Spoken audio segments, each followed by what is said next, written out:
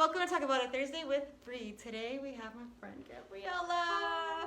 So welcome, Gabriella. Thank you for having me. So this is such a special show because friendship is so important. So today, let's talk about what makes an awesome friend, what type of girls you need in your life as a woman. As a girl, what type of women do you need in your life? What makes, what's the qualities, I guess, in that person?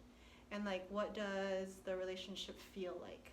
Right. Being in that relationship with that other female as a friend, what does that feel like? That's what I personally want to cover. What do you want to cover? And I would just like to pinpoint too, yes, as a woman, but also since I work with children, we do conscious friend groups, and so I think it really develops as a young child. So a lot of these things that even the kids are going through are things I see in friendships and relationships with people that are our age and older. So definitely something to also teach your kids and inform them about too. Okay. Yeah. So let's give them a little background. Let's give a little background on how we became friends and how do we know each other, why we click. That's a good thing. Yeah, because I want this to be more of a friendly. So you tell me your version, and then I'll tell you mine. So my version of Gabriella. Okay, so I met Gabriella at work. And when I first met Gabriella, I was like, oh my god, she's the most girly coworker, but so friendly. Am I? Yeah. So friendly, and I'm just like, oh my god, she's everything that femininity. You represent, to me, you represented, femininity. And I really admire that because it's something I'm trying to gain in myself is to really, explore that in myself. And that's one thing that I knew that why I was attracted to you because I wasn't jealous of you. Yeah. I admired it. I wasn't oh, I wish I had that and now, you know what I mean? There was no, competition. Just your being, it felt, good. You know what I'm saying? So it made me, trust. I was like, you know what? I deserve to have a good friend. Yeah. And I feel like you're pretty sweet, you're pretty nice, you're pretty honest. There's something I find really valuable. Yeah. So I was just I don't think initially I felt like that towards you. I think I was just kind of oh, she's cute. She's just sweet. But then I think as I got to know you and as we started having conversations, we started getting a deeper. Opening up. We were oh my god, we have a lot of the same issues. We have a lot of the same aspirations. Yeah. We have a lot of the same goals. We can actually talk on a deep level. So it kind of opened up conversations of vulnerability, all those things started opening up, and that just kind of made my admiration for our relationship in general just that much grow. Yeah. And that's my perspective of I our relationship. love that. Okay, so when you were coming into work, so I had already been there. A close friend of mine she had just moved, so she just left, who was working there too. So when I got there that day, they're like, oh, this new girl is starting. She's vegan. She's into all the stuff you're into. It's replacing whoever just left. I'm like, no way, awesome. So I was super excited, but also a little skeptical because when we're talking about people that are, whether it's they're vegan, they say they're conscious, they say they're spiritual, a lot of times people have a big head. Right? And sometimes I get oh God, what are they going to want to talk about? Are they, I get a little nervous. So at first I was okay, first I got to feel this out. So that's where I come from, right? I'm okay, she's obviously sweet. You talk a lot. I do. And sometimes I'm oh God. When I first meet someone who's like that. But I'm just take a step back and just see her for who she is. This is her first time, in this environment, whatever.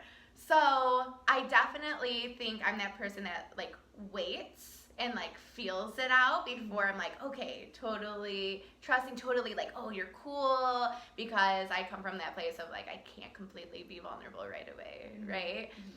So, but the minute that we were that we just, something must have been said, or maybe it was the mom thing or something where I'm okay, we vibe. Yeah. We click. We have to hang out. Yeah. It took a minute though because I was already working. How many months? It took I think months. it did. So that was probably on me. Okay. Yeah, because I'm always like, I'm always vulnerable. Like, this is happening in my life. Right. You know? And me, I'm like, what is the real angle? So as much as I talk and stuff, I'm also like, that wheel in my head is always a little nervous. Mm-hmm. So, but you were patient. Yeah. You were patient and you waited for me. So thank you. You're welcome. I love that. Yeah. Yeah. That's awesome. Yeah. I really admire our relationship. I do too. I do. Because especially like when we were walking after work a couple weeks ago, and you know, you were saying like if you move, you're scared because you know your friends are here and who are you gonna meet there? I'm like, girl, we just met. Like you're fine. Mm-hmm. You know, and yes, obviously like it's hard to just put yourself out there again. Okay, that's a quality I want to bring up in relationships. In not just friend relationships, but like relationships with like your friends. Yeah. One thing that I've learned from you, and this is something that I've learned, okay? Oh, because no, I was like, you practice this a lot, and I need to start embracing that, which is like letting things flow. Mm. Like you're really good at really good at like just accepting what people are saying and just letting them live their truth. And like whether you're judging it or not, I can't tell. No.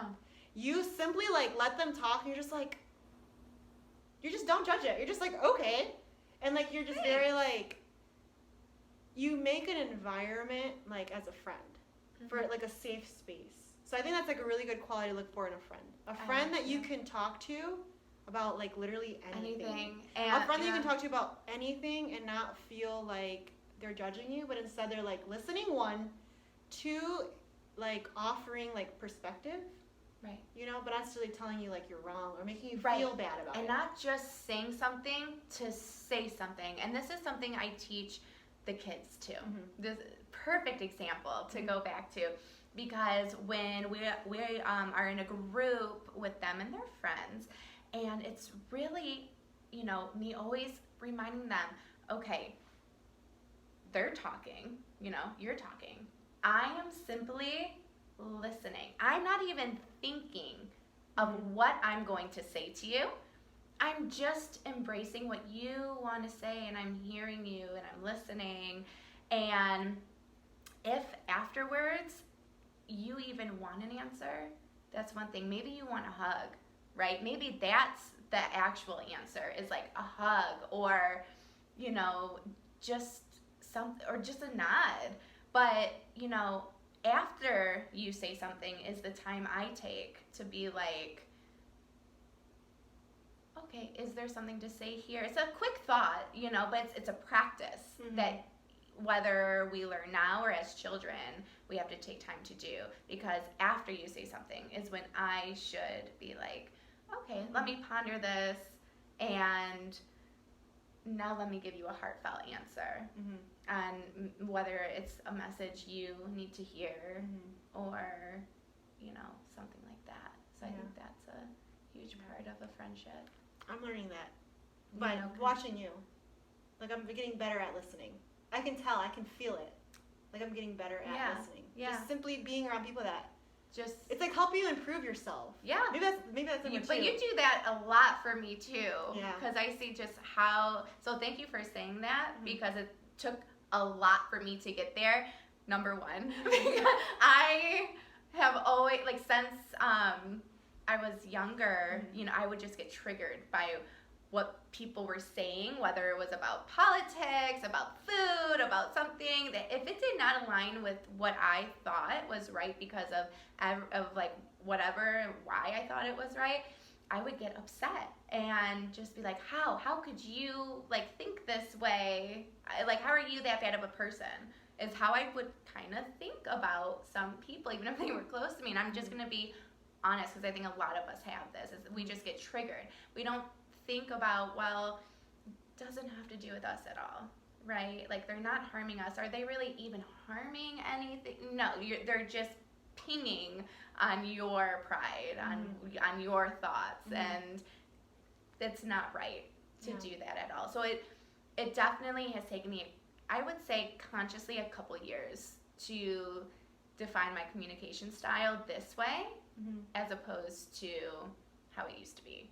Yeah, I used to get really like mad. Yeah, I used to get really upset, like cry about certain things. So, yeah, it's been a conscious decision of mine to be this way. And that's another good point. It makes me get to my next point.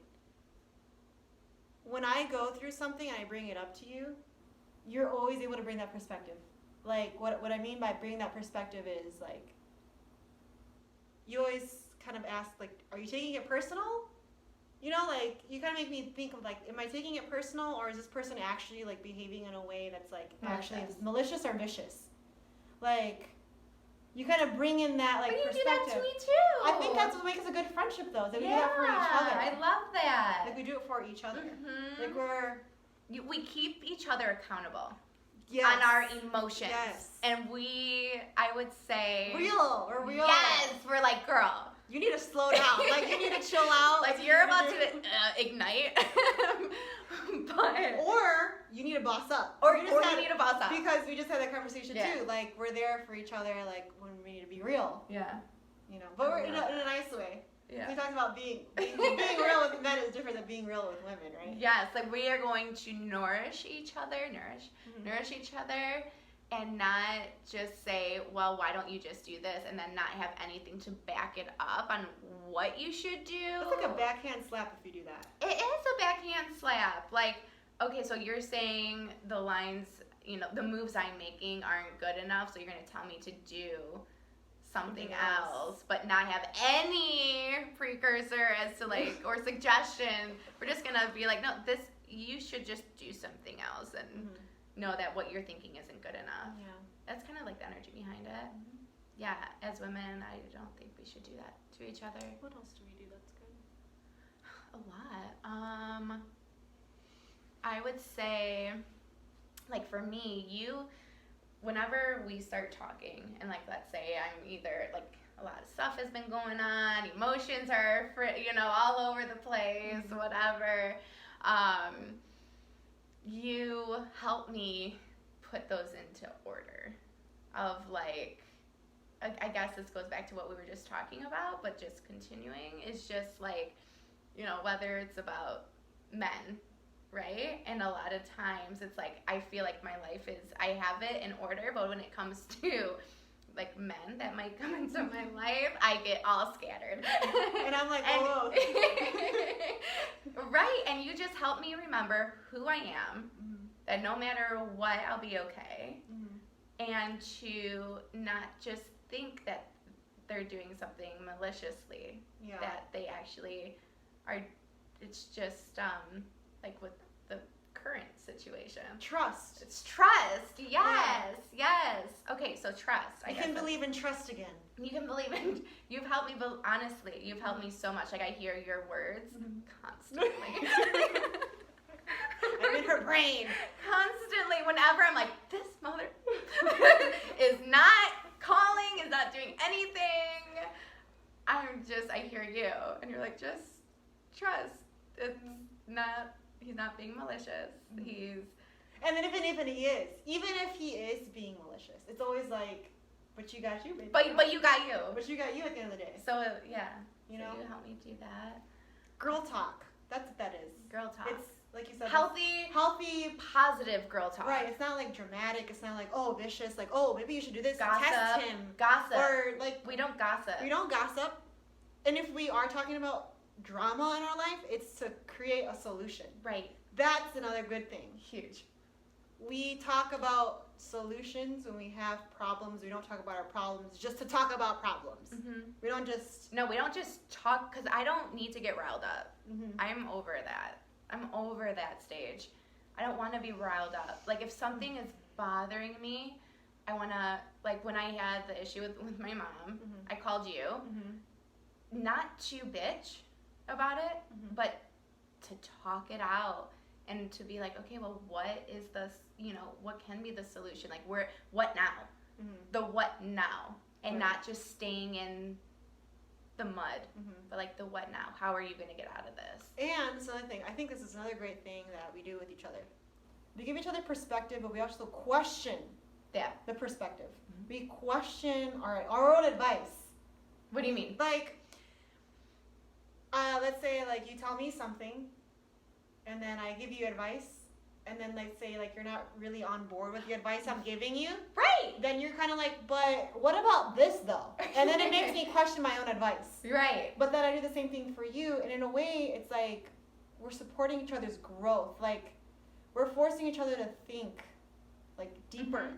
But without making each other feel and not bad. just agreeing. Yeah, not just agreeing, like, you're right. Oh my but God, like, yeah. Like, what were they talking about?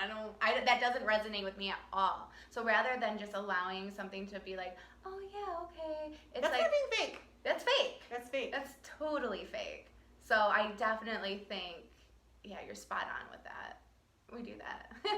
That's good. I love that. God,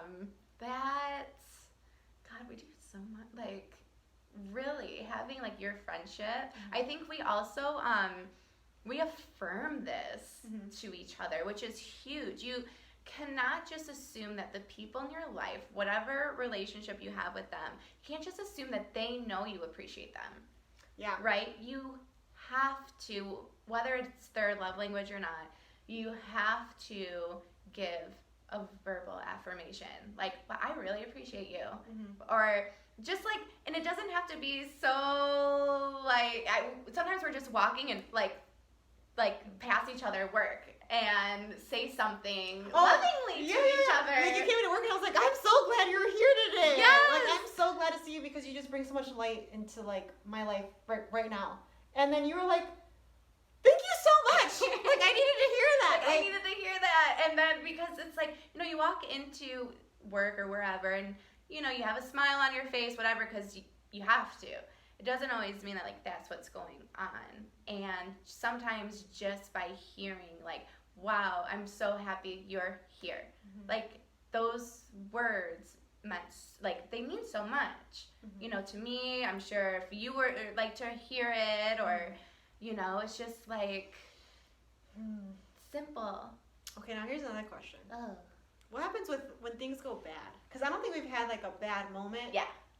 Because I feel like, inevitably it's going to happen. Like, with any sister relationship, there's always, like, something happens. Right. It's not always sugar, cream, and sunflowers. Like, rainbows and butterflies. Rainbows, whatever, yeah. Like, what do you think, I mean, looking for, like, we know each other's character, right? Mm-hmm. We know what we stem from. What would you say could... Or if, like, one of us got unbalanced, which happens, like, right now we're good, but then something might happen, and emotionally I might be one way, you might be another way, and all of a sudden now, like, we're clashing, and we never felt this clash before, so now it's, like, unsettling. Mm-hmm. So now it's like, oh, God, it's going to be better just to distance myself from you rather than open up a space of communication, which you can't do if you're not open, which isn't anyone's fault, it's just... Maybe we should make a pact, like, right now. We could. We could do that, because we haven't really done that. Right. No. And I think whether it's a pact or, what's the word I'm looking for?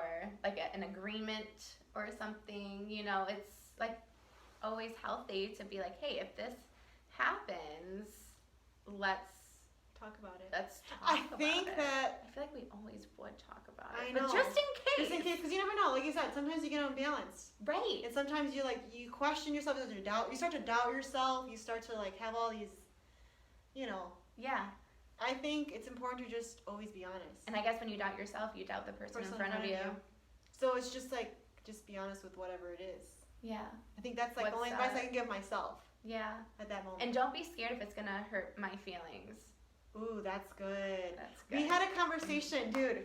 Do you remember the day? What? Okay, so we had another girl, Michelle, over. Like, yes. That one day when you had to, like, it was like a party we had for Gabriella's new house. And that Bri planned. So I had one other friend plan, like, a party for me, and I did not put as much, like, gratitude into what she did for me then, which, thank you, by the way, putting that out there. But you did that for me, and that made me feel so special. Oh, because you're not special, but you are greatness. Thank you so much. Because everybody has... And this is not an act. Like, this is how we talk to each other. Because we need the love. We do. What was I saying? Okay, so Michelle. we had a conversation, and it was like on a very sensitive topic. And you got like upset when I said the word fat. Like, you had like a trigger. Like, you got mad. And I was just like, why is she getting all rowdy, like, over me saying the word fat? Yeah. And then, like, I was going to let it go. You were going to let it go. We were, like, not going to talk about it. We continued the conversation. But then I brought it back to, like, why were you triggered? Mm-hmm.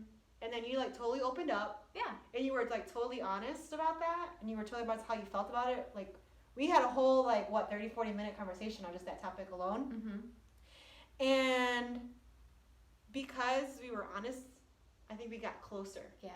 Like, we could see each other. Yeah, it's like when you get in that space of like, oh, that triggered me. And if you ignore it, it's like you just surpass it and you lose the opportunity to actually get closer. Yeah, because now you're allowing that triggered emotion to be like, ugh. Like, if she's going to be like that, then I don't even want to talk to her. Like, you're right about anything. So just imagine if I didn't say anything.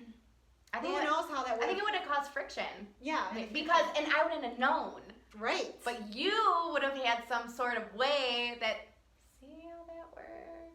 Oh. So just being honest right when it happens, call it out. Like, right when it happens, call it out. Call it out. Like, hey, why? Because realistically, that had nothing to do with you. Right. It had all to do with me and, like, my past. And that, like you said, it allowed us to create a safe space of, like, well, why? Why did you just feel that way? Like, mm-hmm. Open up to me, you know? Mm-hmm. Yeah, just like how we want anyone to talk to us is, like, more empathetically instead of, like, oh, damn. Yeah, and I think that's another cool thing is it takes courage to have a friendship. It takes courage to have a real relationship. Mm-hmm. It's another level of, like, intimacy. Right. Because you're getting into those wounded parts of you that you're really opening up mm-hmm. to. Like, that's deep. Yeah. Like, that is deep. Yeah. And to just have someone carry you for that moment and, like, for you to feel safe and, like, move on and grow and spread your wings and fly away. Like, fly, birdie. That's special. Yeah. I love that. Yay. Anything else? I don't know. Do you want to share anything else before we head out? Well, how about you share what you think? Like, what contributes to a good friendship? To a good friendship.